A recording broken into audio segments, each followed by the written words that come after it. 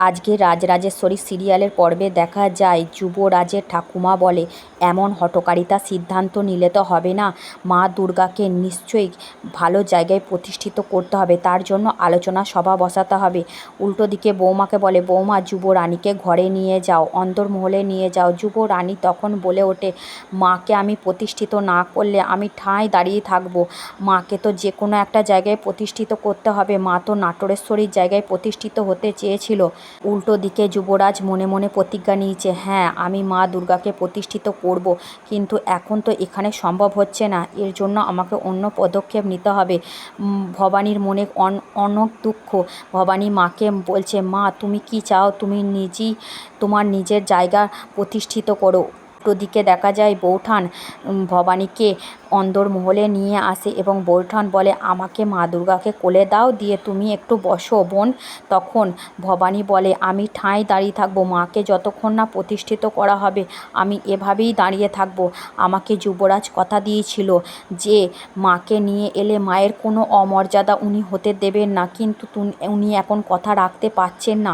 তখন বৌঠান বলে, হ্যাঁ বাড়ির পরিস্থিতি কী রকম তুমি তো দেখতে পাচ্ছ, নিশ্চয়ই কান্ত যখন কথা দিয়েছে কথা রাখবে। উল্টো দিক থেকে দেখা যায় যুবরাজ এবং তার ভাই এইদিকে এগিয়ে আসছে যুবরানীর ঘরের দিকে এবং যুবরানীকে বলতে চাইছে যে অন্যদিকে একটা রূপোর সিংহাসন তৈরি করা হয়েছে, উনি যদি চান সেখানেই তার মা দুর্গাকে প্রতিষ্ঠা করতে পারেন।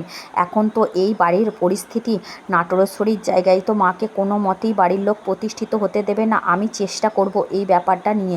এই কথাটা শুনে তার বৌঠান খুব খুশি হয় এবং ভবানীও খুব খুশি হয় যে যুবরাজ আমাকে কথা দিয়েছে, যুবরাজ আমার কথা রাখছে, আমার মায়ের কোনো অমর্যাদা হতে দিচ্ছে না। উল্টো দিকে যুবরাজ বলে, হ্যাঁ এবার তুমি মাকে প্রতিষ্ঠা করার পরও তুমি মুখে কিছু দাও।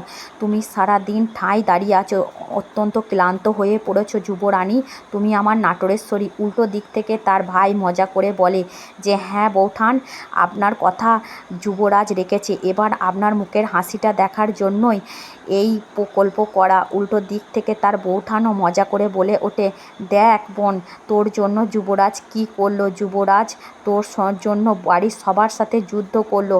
এবং যুবরাজ বলে ওঠে, আমি যথাসম্ভব মায়ের প্রতিষ্ঠা করার জায়গাটা সাজিয়ে তুলেছি, তোমার যদি পছন্দ হয় তুমি মাকে সেখানে প্রতিষ্ঠিত করতে পারো।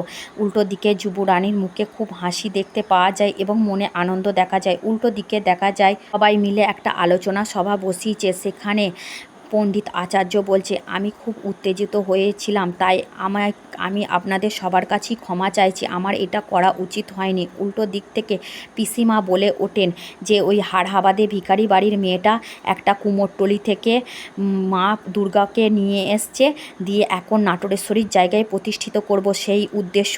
ও কোনো ঠাকুরের স্বপ্নই পায়নি।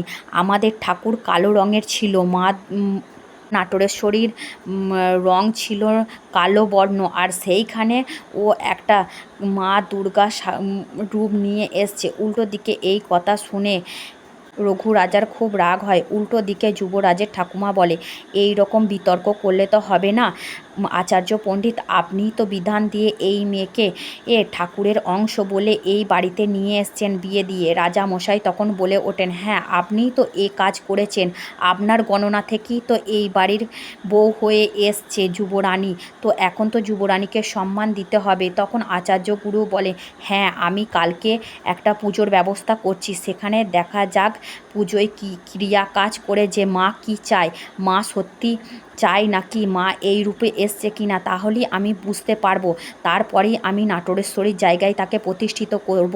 উল্টো দিক থেকে যুবরাজ বলে, হ্যাঁ এই তো এই সমস্যার সমাধান হয়ে গেল। কিন্তু উল্টো দিকে আবার বলে যে যতদিন না আমি বুঝতে পারছি যে মা এই রূপেই এসছে মা আমাদের নাটোরেশ্বরীতে, তা দিন মায়ের এখানে প্রতিষ্ঠান হবে না, তার আগে আমি কোনোভাবেই প্রতিষ্ঠিত হতে দেবো না।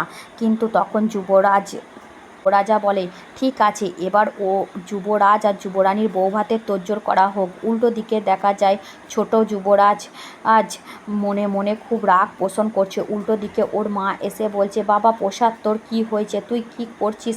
তোর বাবা আর তুই কি করছিস? আজকের পর থেকে তো দেখা যাচ্ছে যে কান্ত আর কান্তর বউ মিলেই এই রাজ্যসভা দখল করবে আর এই বাড়িতে ছড়ি ঘোরাবে। এই দিনও আমাকে দেখতে হচ্ছে।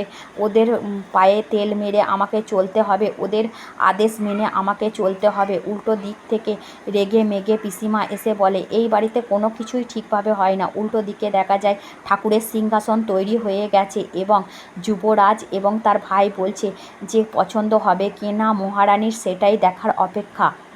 সিংহাসনটা খুলে দেওয়া হলো দরজাটা। যুবরানীকে বলে যে যাও এবার মাকে প্রতিষ্ঠা করো মায়ের সিংহাসনে।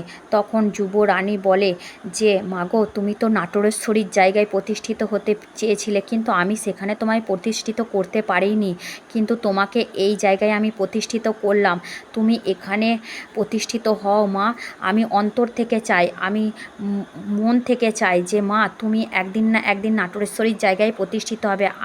এই দৃশ্য দেখে তার মা ঠাকুমাও খুব ভালো লাগে। মা ঠাকুমা আসে এবং মাকে প্রণাম করে এবং যুবরাজকে বলে, তুই যা করেছিস ভালো করেছিস, এটাই তুই ভালো